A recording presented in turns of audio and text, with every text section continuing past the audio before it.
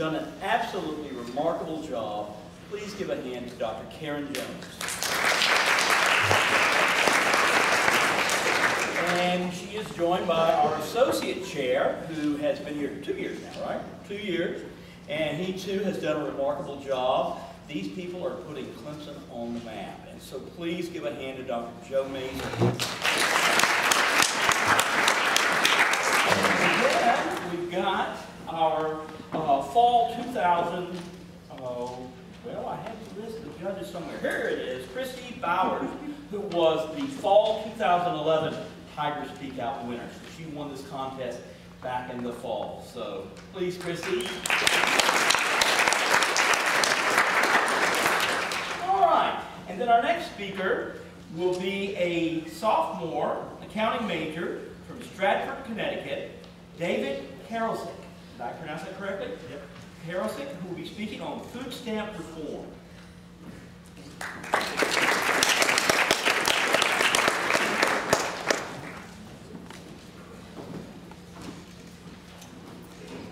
According to Professors Hoyes and Schanzenbach, in their 2012 article, Work Incentives in the Food Stamp Program, which was published in the Journal of Public Economics, more than one in 9 Americans is currently receiving food stamps. Now, this is something that I found extremely shocking when I first heard it, because I know that Americans are more capable than that. The current food stamp program is failing our country, and there are some changes that need to be made to it. In addition to having conducted ample research all about the topic, I have my own personal experiences that I will share with you today. Back when I was a senior in high school, I worked as a cashier at PJ's Wholesale Club and witnessed a lot of instances of food stamp fraud. In her CNN Money article dated January 7, 2012, Tammy Libby states that the number of food stamp recipients is up 33% since 2009 under the administration of President Obama, and was up 66% under the administration of President George Bush before him. More and more food stamp recipients simply means more and more taxpayer dollars, so this is truly a problem that affects everyone. In this speech, I will document some of the instances of food stamp abuse that go on in our country today, and then I'll go on to explain how the program works and in particularly why it's not working. Lastly, I'll present some potential solutions to the problem, some of which are already in effect. I'd definitely like to make the point that I'm not against the food stamp program as a whole, as it does do a lot of good for a lot of people, but I think you'll agree that there are some changes that need to be made. There are many instances of food stamp abuse here in America. One of the more recent ones that you may have heard of, it was in the media, is the story of Amanda Clayton. Amanda's a 24-year-old woman from Michigan who was lucky enough, she was on food stamps, and just a year ago was lucky enough to win $1 million playing the Michigan lottery. You would think after winning $1 million that she would stop receiving the food stamp benefits. However, that was not the case. She continued to receive food stamps and actually went on to purchase a second home. In his article, Who Wants to Feed a Millionaire?, author Glenn Beck quotes Amanda Clayton on the matter. She says, "I feel that it is okay because, I have no income and I do have bills to pay. I have 2 houses, you know." Amanda's instance is just one of the many instances of food stamp fraud that actually contribute to over $753 million being lost to food stamp fraud every year. Now, some of you might be wondering, how exactly do people commit food stamp fraud? One of the biggest ways that food stamp fraud is committed here in America is by people who attempt to convert food stamp money, which is intended to be used to purchase food, into cash, which can be used to purchase anything, maybe diapers, but on the other hand of the spectrum, maybe alcohol or cigarettes. One of the ways that they'll do this, I witnessed firsthand back when I was a cashier at BJ's. What a lot of people do is they'll come in on the first of the month when they receive their food stamp benefits, and they'll buy massive amounts of food such as soda, Gatorade, candy, cookies, and cake. And what they'll actually do is they'll go to local convenience stores in the area and sell those items for cash, which they can go use and purchase anything.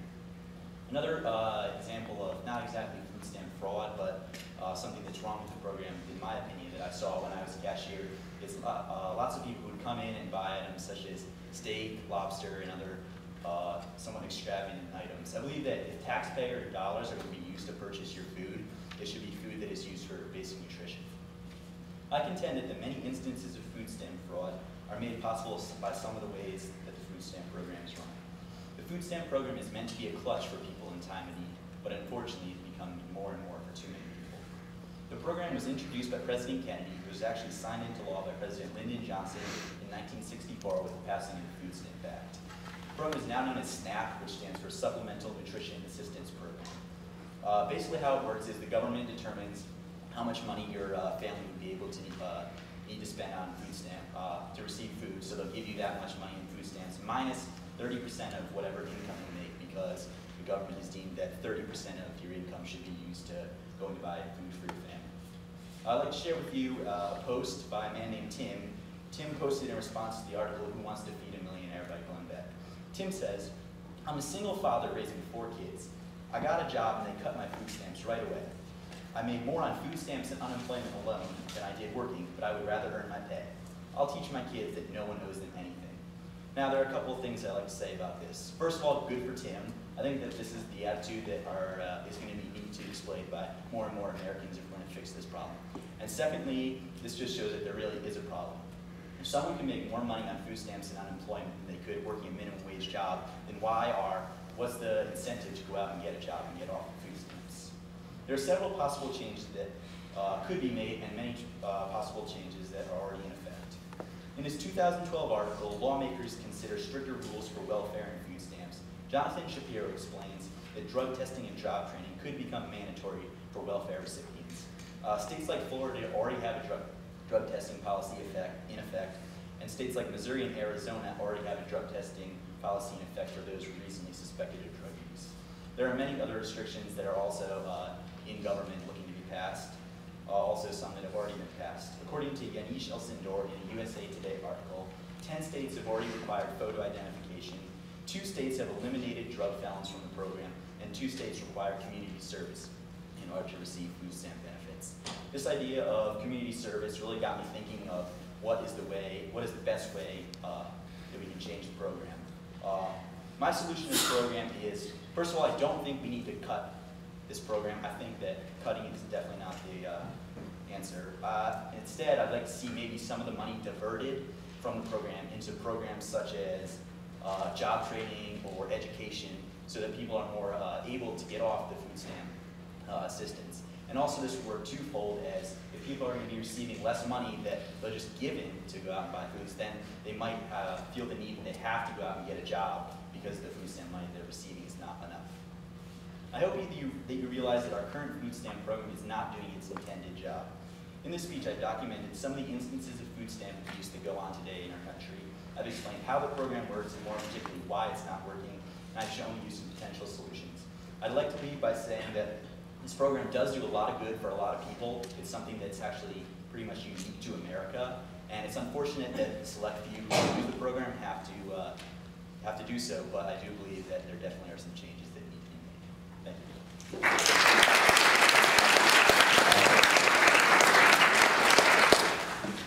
I'd like to take just a moment to acknowledge someone tonight.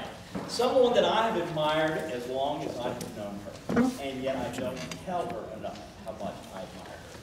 She's a good mother, a good person, an example to everyone who meets her. She loves her job more than anyone, I would imagine, could possibly love her job. I wish that I could be the teacher that she is, because she loves what she does and does it so well. There's a reason that she's here at Clemson University, because she could be probably anywhere she wanted to be. Because if there is such a thing as a true tiger, it is this lady here. She grew up in Clemson, was a Clemson cheerleader, and went away from Clemson for a little while, but had to come home. And so we are very fortunate to have with us the person who put all this together. She and her students organized this and made this really work. Dr. Marianne, I think he just gave you a doctorate. Marianne Glazer, would you please stand up? I do love my job, I really do. But I love my students also, so if you guys will please stand up, I want to applaud you guys for all of your work. My honors 223 students are really ones who did the work.